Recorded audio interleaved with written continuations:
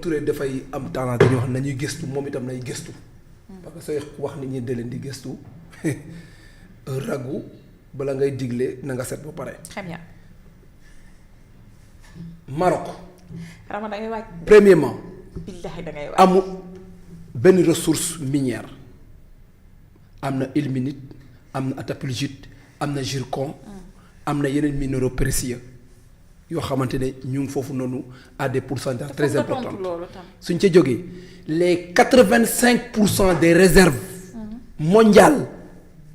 le leader mondial en matière de phosphate c'est le Maroc am 50 milliards de tonnes de réserves de phosphate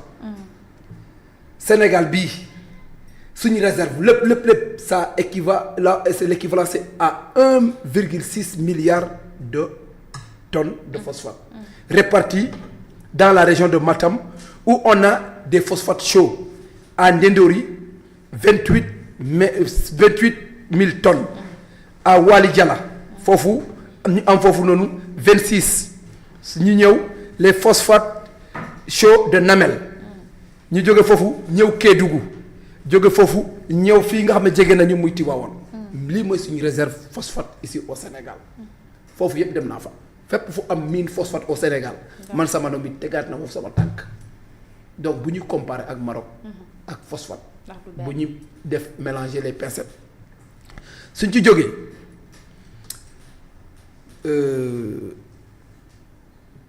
Ousmane Sonko moom wax na lu am solo nee na bu muy nekk opposition amu doon yenn information yi donc bu mu doon accuser Mame Mbaye Niang c'était des faussetés parce que amu noonu benn information ci yu mu doon wax amu ci woon benn preuve lu mu doon wax il a diffamé une personne il a voulu salir une personne yàq der saltel nit moo ko ca yóbbu woon ak xol bu tàng pour toroxal doomu adama sosal ko ñu yóbbu ko ñu dóor ko ak amende justice tranchée mu jeex. Le Sénégal n'a pas un problème de justice. Les magistrats font extrêmement le travail. Malgré tout, parfois, ils prennent des décisions qui nous déplaisent, nous les républicains. Parce que justice de chaque jour la lay joxe verdict bu la neex. Dura lex sed lex. Dura lex sed lex. Dure est la loi. Dure est la loi. lu métti mais latin bi daf la wax ne perare humanum et perseverare diabolicum. Commettre l'erreur n'est pas mauvais. Mais perdurer dans l'erreur est diabolique. Et que malheureusement, les gens de Pastef, ils ne perdurent non seulement pas dans l'erreur, mais ils se nourrissent de l'erreur. La justice, nous Sénégalais, nous sommes fiers de notre justice. Seul Ousmane Sonko, depuis que le Sénégal a acquis son indépendance jusqu'à nos jours, il est la seule personne d'avoir passé tout son temps à insulter la justice, à attaquer des magistrats, à les taxer de tous les noms d'oiseaux. Et lui, c'est un justiciable. Comment un justiciable peut-il se permettre de prendre certaines... d'avoir l'audace de fustiger avec véhémence la justice en allant jusqu'à les traiter? Non, franchement, c'est indigne. C'est indigne. Et magistrat corrompu, waaw. De corrompu. C'est indigne de ça, de la part d'un homme politique, de son État, d'y gérer ce qu'on appelle la primature, la station primatoriale, n'est un démembrement de l'exécutif. War a renforcer la justice, war a jàppale justice, war leen a supporter, war leen a dooleel nga toog fi nga toog parce que uniquement tu veux être élu da nga bëgg a nekk électeur que say vœu say souhait say désir ça n'a pas été accompli parce que li mu bëgg que la justice lui soit redevable, que la justice soit entre ses mains, que tout ce qu'il veut dans les minutes qui suivent, que ses décisions, ses vœux et ses caprices soient exaucés par la justice. Loolu mënu nekk. La justice de Pastef n'existera pas. ma ne la gis nga magistrat bu ñuy jàng booba yéen a ngi élémentaire fii ay pères de famille ñoo fa nekk magistrat ñu am dignité ñoo fa nekk seen doom yi liggéey nekk ay inspecteur des impôts et domaines comme ñoom ni ñu nekk ay inspecteur des impôts et domaines ñii seen doom nekk ay procureur comme ñoom ñii seen doom nekk ay ingénieur dans l'administration sénégalaise ñu am seen dignité ak seen honneur Ousmane Sonko il n'a pas le droit de taxer de magistrats corrompus il n'a pas le droit de les insulter de les attaquer comme ça ils sont dignes Ousmane Sonko il n'est pas plus digne que ces magistrats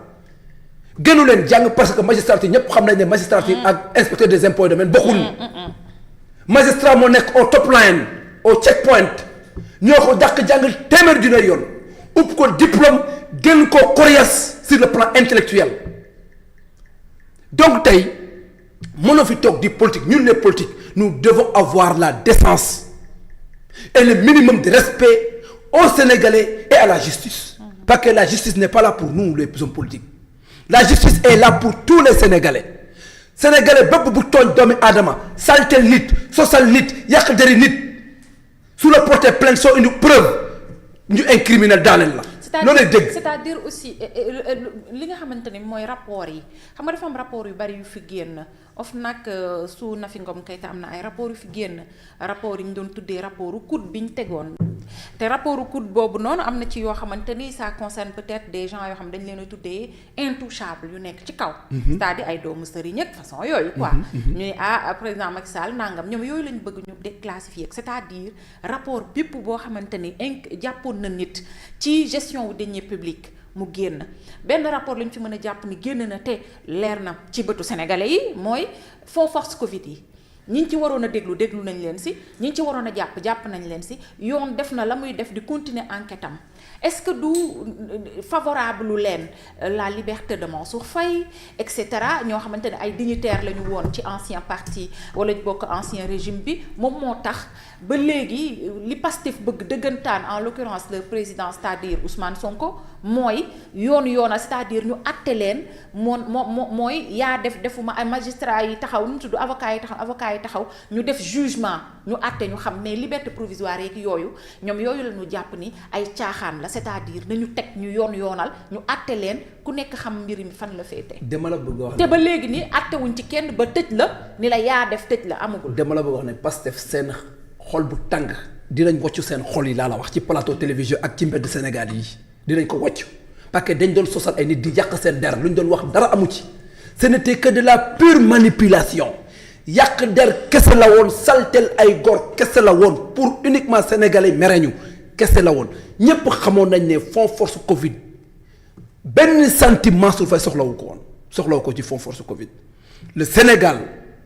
traversé des moments très difficiles les Sénégalais aussi traversé des moments très difficiles et que la condition l'État le rôle de l'État c'est de protéger son peuple c'est de venir en aide à sa population ñu jël Mansour Faye def appel d'offre te moment yooyu voté woon nañ di waa Assemblée nationale waaw xamal ne même réalité yi nga xam ne moo war a nekk ci réalité du marché mënatu doon nekk parce que moment yi c'était pas propice mais Mansour Faye avec tout ça dafa permettre gars yi ñoom ñu gérer seen marché boo def appel d'offre ku gagné mu gérer ñu nekk fii ñoom Guy Marius Sagna ak ñoom Serigne Saliou Gueye di yàq dari Mansour Faye di koy sosal di wax lu amul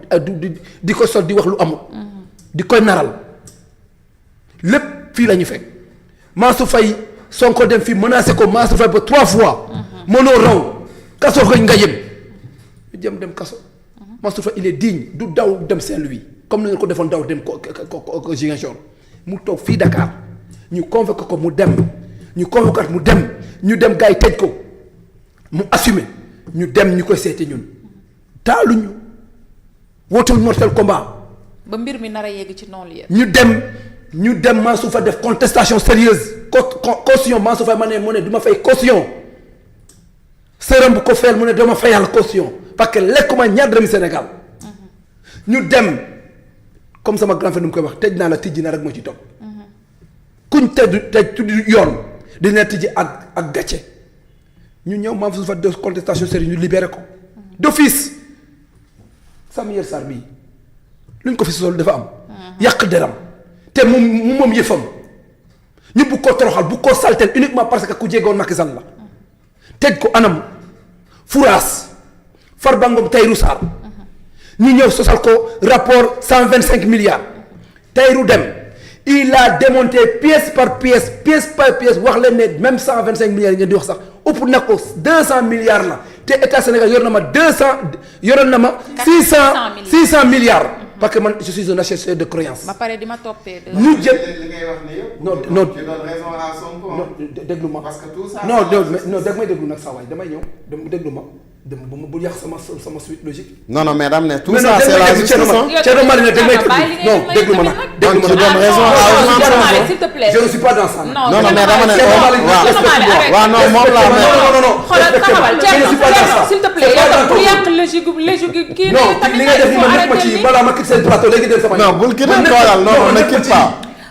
Samba vas-y nekk ma ci yi laa la wax. su may argument da may may. je ne suis pas dans ça. Samba vas-y je suis désolé je ne suis pas dans ça. Ouais. quand Jorgui donne-moi le temps et la latitude de travailler. Voilà. may ma ok je ne suis pas dans ça bàyyi yoo xamoo ma nag.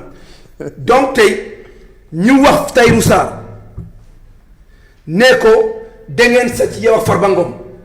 sosal ko ñuy activer seeni influenceurs seen rescapé intellectuel loolu ces débris là ñuy ñëw di yàq boo ñu dem lu ñu mujjee Farba Ngom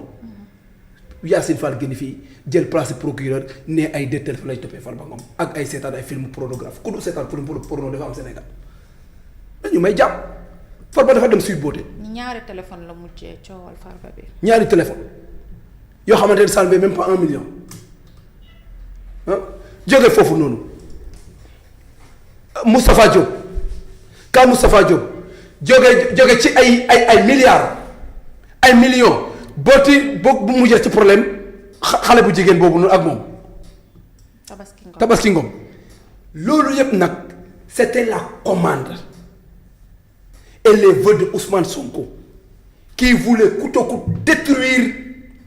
l'opposition comme wàllu ji nu ko waxee néantiser mooy éliminer mooy supprimer les gens de l'opposition en les embastillant en prison en les calcinant dans les prisons peut-être loolu ngeen bëggoon magistrat yi jàkkaarloog yéen Diomaye ak Sonko nee leen la clameur populaire là suñu yoon nekku ci yi ay justice du dox ci ay émotion doxuñ ci ay émotion ñun luy yoon laaj Sénégal moom la ñuy doxal mu leen di neex mu leen di naqare duuraaleeg cette lex li loi bi wax lu code pénal wax lu code procédure pénal wax moom la ñu appliqué yéen li ngeen bëgg yéen leen ko ci politique waaye ñun lu ñu bëgg moom mooy dox ci justice ngeen ne ñu ngi fi lan ngeen bëgg da nga leen bëgg a radier da ngeen bëgg a radier les magistrats jéem leen ko jéem leen ko vous voulez radier les magistrats les sortir de la fonction publique les radier et les foutre dehors jéem leen ko le peuple ne vous laissera pas nous les opposants nous vous laisserons pas faire ça vous ne pouvez pas manipuler cette justice laissez la dignité des magistrats ils ont des familles ils sont dignes c'est nos citoyens qui ont fait les écoles sénégalaises qui ont appris au Sénégal qui ont fait le concours de l'ENA ils ont réussi ils ont juré on doit les respecter nu ñu war a respecter inspecteur des impôts et domaines nu ñu war a respecter le médecin lu ñu war a respecter le professeur ils ont leur dignité Ousmane Sonko n'a pas le droit de brader la dignité ou bien d'essayer de les humilier ou bien de les jeter dans une vindicte populaire du yoon il faut que ngeen am le minimum de décence le minimum de respect envers la justice sénégalaise Yacine Fall da ngeen waxoon ne crise d'autorité ngeen am Diomaye jox la pouvoir mu ñëw bombarder Yacine Fall ministère de la justice bombarder son avocat Bamba Fall ministère de l'intérieur lan ngeen bëgg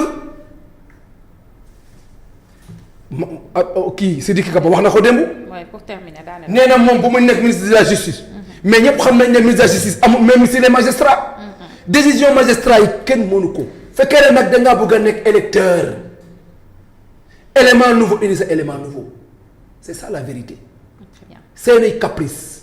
seeni vœu seeni souhait ngeen bëgg manipulation justice ngeen lu ngeen waxoon ne autorité judiciaire ku leen ko wax da ngeen di day ndax autorité politique ngeen waaw nommé nga autorité politique mooy Yacine Fall d'accord mais Yacine Fall moom cour suprême Yacine Fall moom conseil constitutionnel Yacine Fall moomul le juge de siège bi nga xam ne il juge de son intime conviction. intime conviction. Très bien, merci il faut nag ngeen arrêter il faut ngeen wax Ousmane Sonko.